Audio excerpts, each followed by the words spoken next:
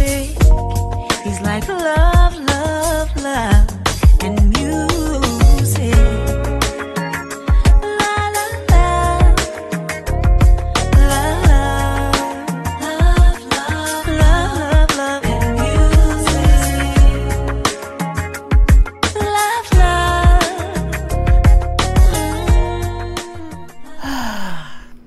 Hello, hello, hello, everyone. Thank you for tuning in. I am Jaylee. This is Jaylee's Corner. This is my review for Teen Mom, Season 7, Episode 17. It is currently 2:36 in the morning. But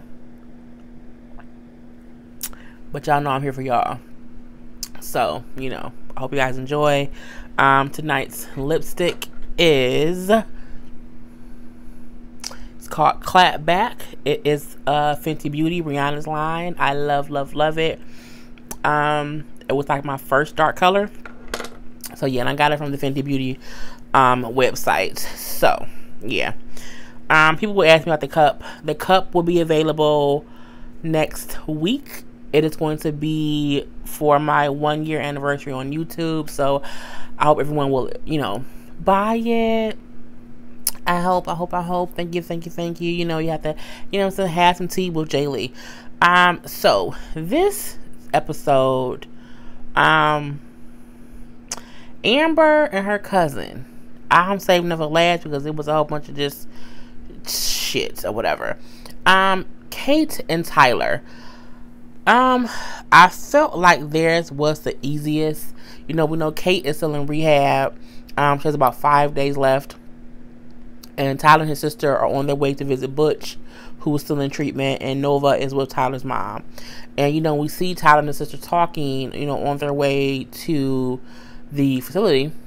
And, he says how, I think the sister said that she felt Butch started getting high again because he got a job, like, across the street from the old crack house where he used to get his crack from. And I keep forgetting that Butch really smoked crack, like, recently. Crack is so whack to me. Like, I just never understand how people still smoke crack. But I guess if you started smoking crack a long time ago and you get addicted to it, it ain't like you're a new crackhead. So, but I just think it's so weird. So, Tyler feels like because he said something like he felt because he owned the house, things were happening, and he kind of felt that he feels at fault.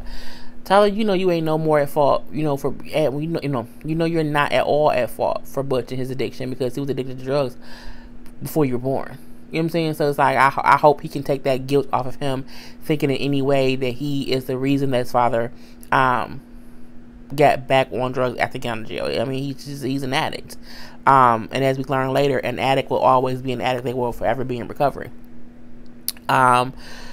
We see how they get to the facility and they were like at the hotel talking, and when Tyler said, the doctor could send me like weekly reports or whatever, she said, well, why don't they send me anything? And I thought to myself, one, because I think you might be on drugs, and two, I don't think that you're like the responsible daughter or child or whatever, and three, because I think initially he was paying for it, like you. That's just kind of what it is. But he says, well, no, because Dad put me down as like emergency main contact person. So it's all I mean. But I think it's because Tyler has been the one who has helped him all these years, like financially and everything. So, he also tells her how, he was talking to their mom, how their mom thought that she was not a good parent. And maybe she was to blame for some of their issues as adults.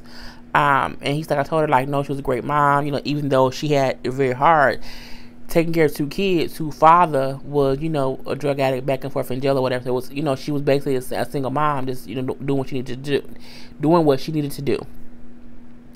They do go to the program or whatever, and they talk to his counselor. And the counselor was talking about stuff. I was listening, but I wasn't listening, but I was listening. And I know he was saying how, Butch is going to be in like a consistent recovery. When he gets home, he'll still need some kind of daily recovery program just to keep him acclimated to what we've been doing here. He's saying how, he would have to be like do things to be a service to others. Saying how he has always only focused on himself, which was the reason he got high so much, because he wanted to get high. He wasn't thinking about how that affected anybody else. Excuse me. And, he says how he's been focused on himself for so long that he needs to start worrying about other people. He says also the family needs to be involved in him basically trying to stay clean and sober, because it is a family situation, because him being high has affected the whole family. And he told them, like, remember that there's no cure for him being an addict. He will always be an addict. He would never be cured. He would need to continue a positive engagement. He would need to be in the positive engagements in order to stay clean. And I felt like those were all great points. People assume that if you go to rehab that, or you're going to go to rehab and you're fine. Like, okay, I can go get clean and I can stay clean forever. You are consistently in recovery, whether your addiction is sex, drugs, alcohol, whatever. Like me, when I smoke cigarettes, even now I've been clean. I haven't smoked cigarettes in almost 10 years. Yeah, since like 2009. So it's been almost 10 years. And I smoked for 10 years. I started smoking when I was 17. I quit when I was 27. I'm currently 36. So, but I have to remember all the time that I don't want to smoke. Every once in a while, I will get that needs, like, you know what, I want a cigarette. I want a Newport short in a box. I want a Newport long. You know what I'm saying? I have that thought that I want it, but I remember, you don't want, girl, no you don't. You know what I'm saying? And now that I'm further through my cleanness of being a smoker, it's easier for me to not want to really smoke. But in the beginning, you really want that, cigarette. So like as a drug addict, you really want to hit that crack pipe. You really want, you really want whatever your addiction is. But once you get further along in your recovery, it's less of an addiction, at least for me. Because smoking cigarettes is a dog. Like, quitting was hard as hell. You know what I'm saying? It was I was such a bitch when I quit, because your emotions are just all over the place and you're cranky as hell. So I can get them saying to him, it's going to be a consistent thing. Like, he's going to have to consistently, want to be in recovery and never think, I'm cured now, because the minute you think you're cured, you can have a setback. Because I over the years, when I first quit, like the first year that I quit, I, smoked a cigarette here and there, whatever, and I had those little setbacks. But after that, I was good. So they do end up seeing Butch. He looks good. He was very emotional. He was showing them he has a notebook of, he's like just writing different things and writing out his emotions, and he was just so emotional. He was crying a lot, caught up in his feelings, because he for the first time feels free, and he's finally just letting out some of his old past issues, demons, feelings, and just things he probably just has not faced because he hasn't been sober in so long. So it was a beautiful thing. He was bringing up how he has been great at certain things. His daughter would point out he has not been a great father, or a great parent, and they do bring up how it's a difference between being a parent and a dad or a father, and he can admit that he has not been a great father. But I like how he says to them, you guys are, what did he say? I didn't even write it down. I think it's just how great it was to have them as his children, or something to that effect. But it's a good thing to see him clean and sober. I just want to continue to see him stay clean and sober, because we've seen Butch clean, you know what I'm saying, but he had the little relapse situation. So I want to see him continue to be clean, and I really do hope this is something that will stick, because it's going to stay there longer. It's like a little quick, 30 days here. No, I think it's like 6 months that he's going to be there, either 3 or 6 months, one of the two. But I feel like that's a great thing that he's going to be there. And it's great to see him with his kids and him just being in a better, positive situation. Macy and Taylor. Macy and Taylor wants to adopt. They aren't ready to conceive again, so quick after the miscarriage, which is common for some people. She said every time she thinks about getting pregnant again, herself, she said she does not want to feel like she's trying to replace the baby she lost by having another one. and so she's just not emotionally there yet. And I completely get that. They do bring up to Bentley and their other kids how they want to possibly adopt. Bentley's all for it. Bentley wants another brother. They talked to little baby Jade. Jade wants a baby sister. So with the kids, at least Maverick is the baby, so he can't talk. So yeah, we see that whole thing. We do see them calling to get more information and actually having a adoption specialist come out to talk to them and give them more information. Now we figure out that they want to not adopt a newborn or like a baby. They want the child to be like at least 4 years old. Like they don't want a baby, they don't want a toddler, they want like a Bentley. They want like a 5 or 6 year old. Because some people adopt for different reasons. Some people want to adopt a newborn because they want that newborn baby. Some of them they already have kids themselves. They don't want to go through the whole baby stage again. And, they want older kids. That is what Macy and Taylor wants. But I like how the adoption specialist was honest with them and gave them like cold hard facts. He's saying like, usually kids who are older have been through the system. They've been in foster care. They have different issues. They could have some trauma. They can have some baggage, and they can be damaged in one way or the other, and they'll require love, time, counseling, therapy.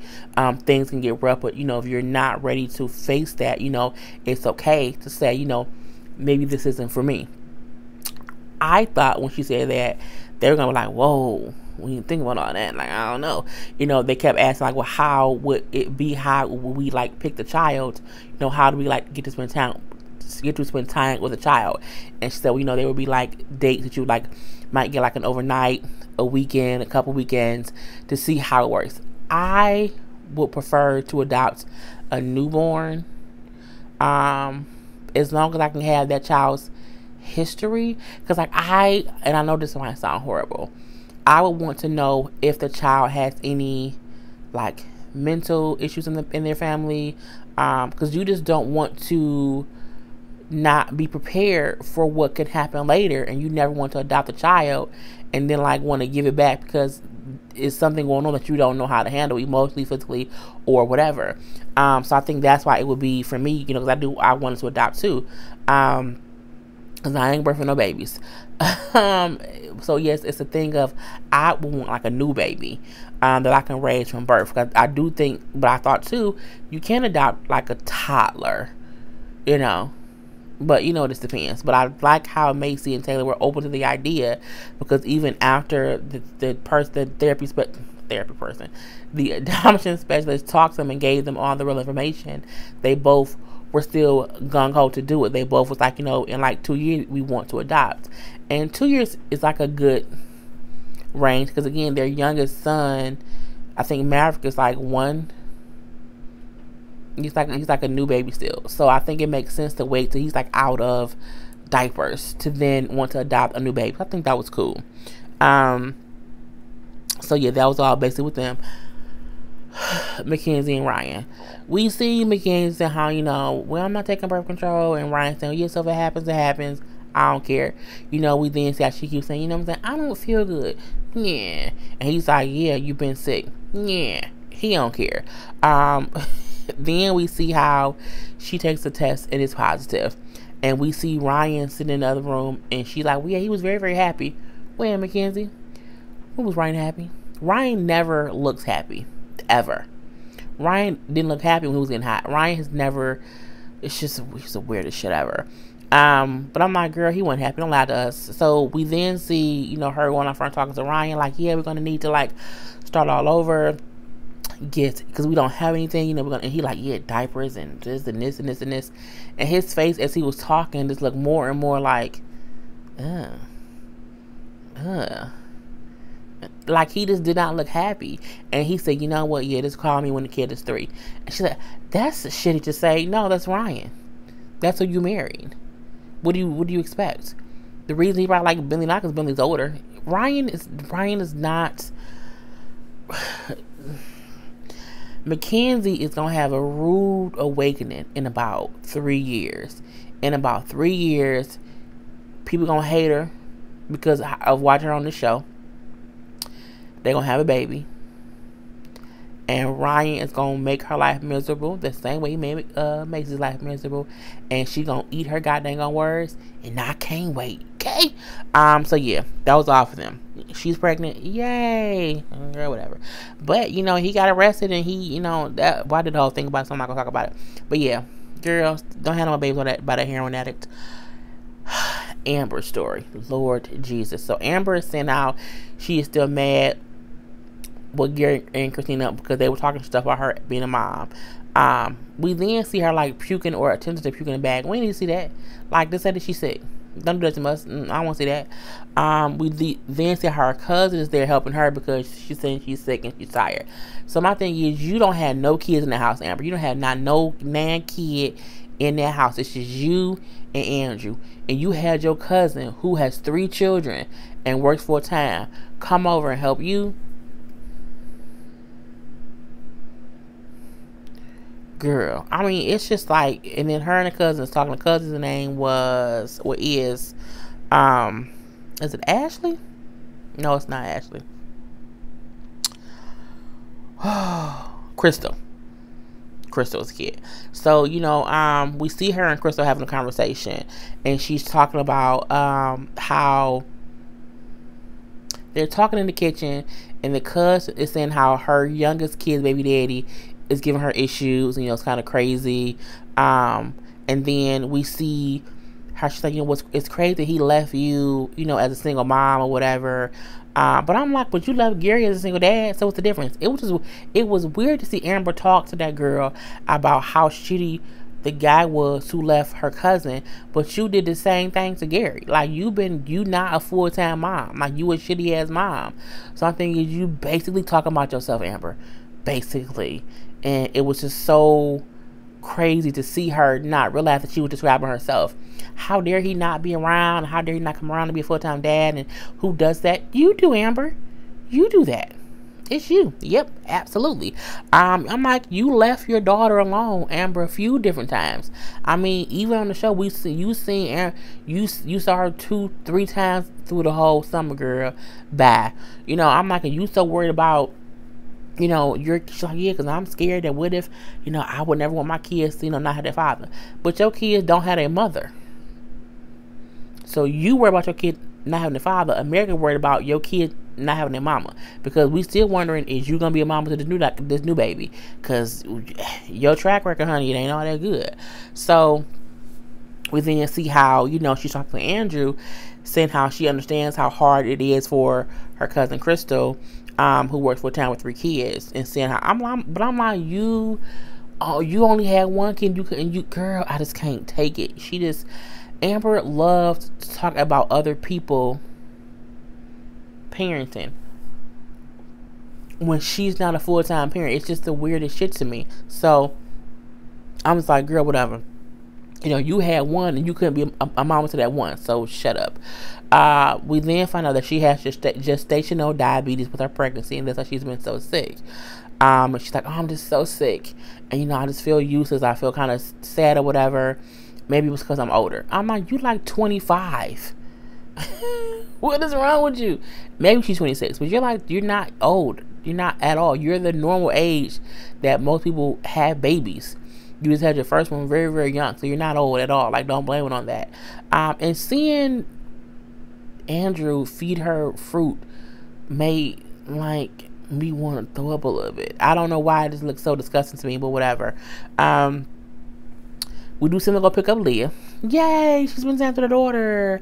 And Andrew, old monkey ass, gonna say, I saw Gary's sausage fingers peek through the window. I say, Andrew, your fingers is some goddamn extra sausages too. So what you talk? Y'all both have matching fingers. Okay?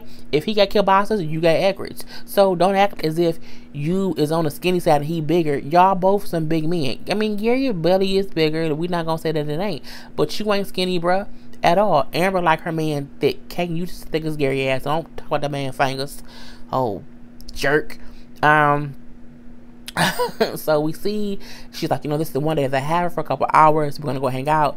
But they then take Leah to a toy store to buy stuff for the new baby. So the one day you have your daughter, you and your boyfriend take her to a store to buy stuff for the new baby. Like, not her. Okay. Okay. She then take Leah home and say how hard it is for her to only see her a couple hours a week. But I feel like, if you was more engaging with her and if you were more a responsible person, I really do feel like Gary would let you get Leah whenever. You just you stick to the guidelines of whatever your custody agreement is. You do that because you're not an active parent. If you had your shit together and you were a normal parent who wanted to be around her daughter, I'm pretty sure if Gary saw that, he would not have an issue with letting you get that girl whenever. The reason I think he doesn't go the extra mile to give you Leah is because he feels like you're not responsible enough to handle it. And you're not. So, whatever. So, that's all that we see about Amber's storyline. Now, I get confused because at this point, we then start seeing Amber's cousin, Crystal, in her own car with her own filming crew filming. And I'm like, I was confused. Like, okay, I know how we have Macy and we have Ryan and they film Ryan and Mackenzie. Okay. But I'm like, is her cousin on the show now? Like, her cousin was in it was like a full camera. I'm like, what the fuck is going on? Is Crystal a new person? But whatever. So, Crystal was in her car on her way to go pick up her youngest son from the daddy. And, we see her going to get him, and she in the car, and she's pissed, and she's cussing, and she's fussing. Now, to me, what was more disturbing was that she gets to the daddy house, and, she gets to the daddy, she call him, and they on the phone arguing or whatever. She then starts kind of getting tear gas. She gets to this house, and we see that he won't let the cameras come in the house. Okay, cool. She come outside, put her kid in the car, and she's pissed, and she's cussing, and she's fussing. Now, I was more like, girl, you shouldn't be acting like that in front of your kids. If things are tough, like, I need you to suck it up real quick. You know what I'm saying? Just not let them know what's going on. Like, don't be just outwardly talking about whatever's going on. And she then pulls over. I can't believe he wouldn't do this. My fucking brakes. Oh my God, my brakes. If you're going to fix my brakes, why won't you fix my brakes? I'm looking like, what the fuck is she talking about? So she pulls over. Now, this is the dead of winter in Illinois, and I can imagine how cold it was. She pulls over because we see all the smoke people was talking. She pulls over and she gets out of the car. She smokes a cigarette. So the producer's like, of course, talking to her.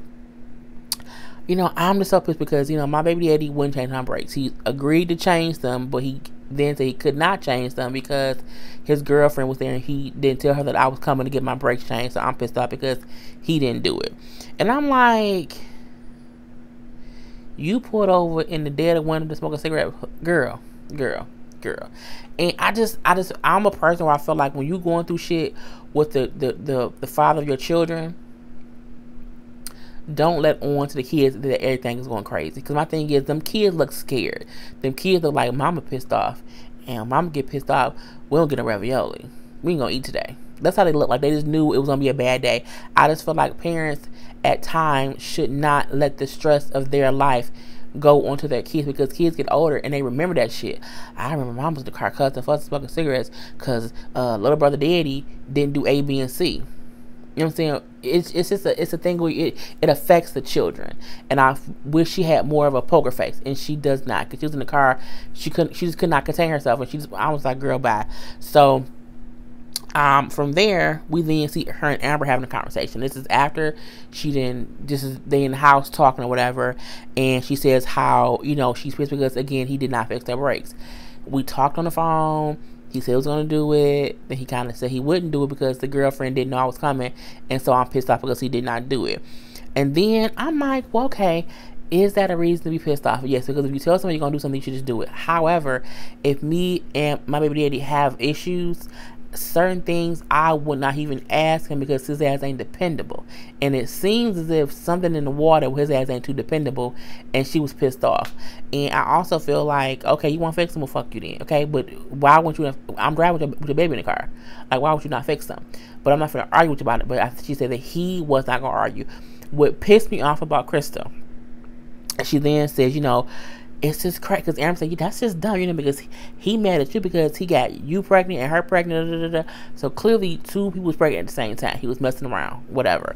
But Crystal says, for 3 months, in the beginning, we talked every single day. We talked every day until he went home to his girlfriend. I was like, until he went home to his girlfriend. So her baby daddy, who she said she talked to every day for 3 months, knowing he had a girlfriend. So she was cheating with him, or he was cheating on his girlfriend with her, but she knew he had a girlfriend and she still could. When you say to someone, I can't talk to you when you at home, you fully know that they're in a full-fledged relationship and that you was a sideline something. My thing is, if you get pregnant by a man who has someone else and then he treats you just as a sideline when that baby born, you can't be upset because you put yourself in that situation and in that position.